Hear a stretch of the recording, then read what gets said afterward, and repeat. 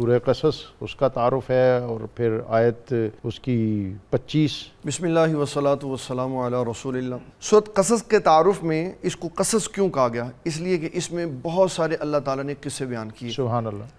آیت نمبر 11 سے شروع ہو جاتا ہے حضرت سیدنا موسیٰ علیہ السلام کا قصہ، اور اس سے پچھلی آیات میں ان کی ولادت کا قصہ شروع ہو جاتا ہے، اور پھر آگے حضرت شعیب علیہ السلام کے ساتھ ملاقات ہے، پھر قارون کا معاملہ آ جاتا ہے۔ اس سورت کو سورۃ القصص اور اس میں جو مختلف طبقات ہیں ان کو بھی غیر محسوساتی انداز میں ڈسکس کیا گیا ہے۔ جی بالکل کیا کہ جو سرمایہ دارانہ ذہنیت ہے وہ کیا ہے، بالکل ایسے اور طاقت اور اقتدار وہ سوسائٹی کو کس طرح افتراق اور انتشار میں مبتلا کر کے اپنے اس کا ذکر ہوگا اپنے عوامل آیات کو آگے بڑھاتے ہیں۔ جی اس کا ذکر آیات میں ہوگا۔ آیت نمبر 25 میں حضرت سیدنا موسیٰ علیہ السلام کی اس کیفیت کو بیان کیا گیا کہ جب آپ کو مصر سے ایک بندے نے کہا کہ فرعون اور اس کے درباری آپ کے قتل کا ارادہ رکھتے ہیں، تو عافیت اسی میں ہے کہ آپ یہاں سے تشریف لے جائیں۔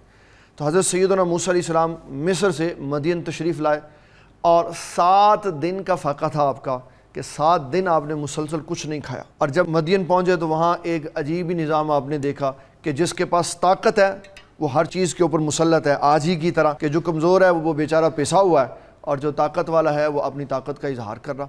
تو آپ نے دیکھا ایک کنویں کے اوپر طاقت والے لوگ اپنے جانوروں کو پانی پلا رہے ہیں، اور 2 خواتین وہاں سائیڈ پہ کھڑی ہیں اور انتظار کر رہی ہیں کہ یہ بڑے طاقت والے لوگ فارغ ہوں تو پھر ان کا جو بچا ہوا ہے وہ ہم اپنے جانوروں کو پلا۔ حضرت موسیٰ علیہ السلام نے ان سے پوچھا کہ آپ کیوں نہیں پلا رہے؟ تو انہوں نے بھی اسی بات کا اظہار کیا کہ مرد ہیں سارے، ہم خواتین ہیں، طاقت والے ہیں، ہم کمزور ہیں، ابونا شیخن کبیر، ہمارے والد بوڑھے آدمی ہیں، وہ ساتھ نہیں آ سکتے، تو اس لیے ہم نے پانی پلایا۔ حضرت موسیٰ علیہ السلام نے اپنی قوت کا اظہار کر کے ان کے جانوروں کو پانی پلایا۔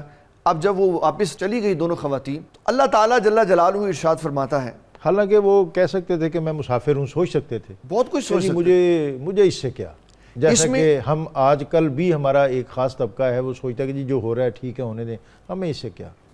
احساس ختم ہو گیا، احساس ختم ہو گیا، احساس ختم ہو گیا۔ ہم اگر کسی کو مشکل میں دیکھتے ہیں نا، ہم کہتے ہیں میں نے ڈالی ہے، حالانکہ بتقاضۂ انسانیت مشکل انسان جس میں پڑا ہو اس کی مشکل کو ختم کرنا چاہیے۔ سیدہ خدیجۃ الکبریٰ نے رسول اللہ صلی اللہ علیہ وسلم پر جب پہلی وحی آئی نا تو یہی بات کی کہ آپ کے اوصاف میں سے یہ وصف عظیم ہے کہ آپ لوگوں کو بوجھ اتار دیتے۔ سبحان اللہ، سبحان اللہ۔ تو حضرت سیدنا موسیٰ علیہ السلام نے جب پانی پلا دیا، دونوں خواتین چلی گئیں، تو حضرت سیدنا موسیٰ علیہ السلام کی اس جلدی کی وجہ سے والد ان کے حضرت سیدنا شعیب علیہ السلام، انہوں نے پوچھا بیٹیاں آپ آج جلدی کیوں آ گئی ہو؟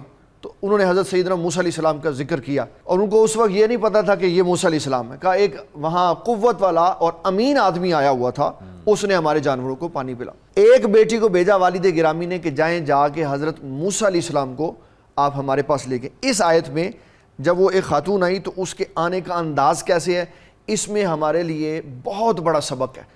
اللہ تعالیٰ ارشاد فرماتا ہے فجات احداہما تمشی علی استحیان، ان میں سے ایک خاتون آئی حضرت موسیٰ علیہ السلام کے پاس شرم و حیا سے جھکی ہوئی باپردہ۔ سبحان اللہ۔ یہ اسلام کا ایک بہت بڑا وصف ہے کہ جب کہیں ضرورت بھی پڑے خواتین کو مردوں سے بات کرنے کی، تو میرے ابا جی حضور رحمۃ اللہ علیہ فرمایا کرتے تھے کہ جب کسی کے ہاں جائیں تو دروازے کی اس سائڈ پہ کھڑے ہوں کہ آپ نے بات کرنی ہے منہ سے اور آواز سننی ہے کان سے، آنکھوں کا کام نہیں ہے اس کو جھکا کے کھڑے ہو۔ سبحان اللہ۔ یہ انبیاء کے سکھائے ہوئے اوصاف میں سے ایک وصف ہے۔ سبحان اللہ۔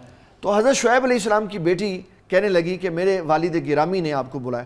مفسرین نے لکھا کہ آپ نے جانے کا جو طریقہ کار اختیار کیا وہ بھی بے مثال تھا۔ سبحان اللہ۔ آپ نے ان سے فرمایا بی بی صاحبہ آپ آگے چلیں، میں آپ کے پیچھے چلوں گا، یہ عمومی طور پہ ہونا چاہیے، لیکن حضرت موسیٰ علیہ السلام نے اس کو بدل دیا، فرمایا میں آگے چلوں گا آپ میرے پیچھے چلے تاکہ کہیں نظر نہ پڑ جائے۔ سبحان اللہ۔ پھر دوسرا سوال یہ ہوا کہ اگر آپ آگے چلیں گے تو کدھر جانا ہے یہ کیسے پتہ چلے گا؟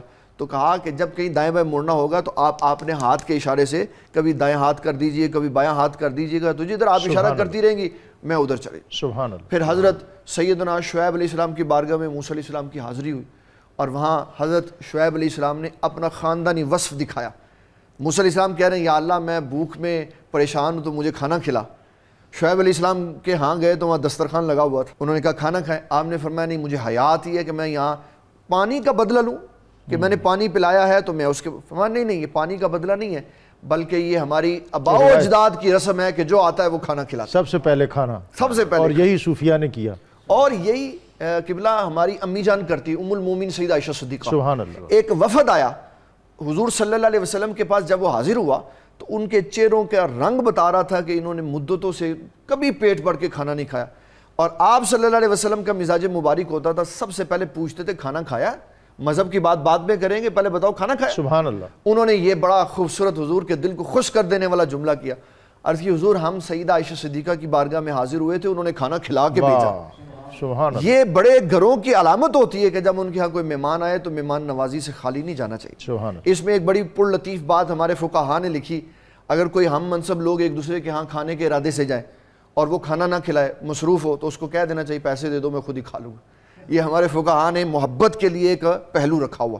لیکن یہ وہاں صرف بات ہو سکتی ہے جہاں محبت ہو، اور جہاں ایسی بات کرنے سے عزت و وقار گرتا ہو وہاں زبان کو ہلانا بھی نہیں چاہیے. سبحان اللہ. اور پھر حضرت سیدنا شعیب علیہ السلام نے ان سے یہ کہا کہ آپ ہمارے ہاں ٹھہریں، اور پھر 8 سال کی کمٹمنٹ کر کے 10 سال مکمل ان کو اپنے پاس رکھا.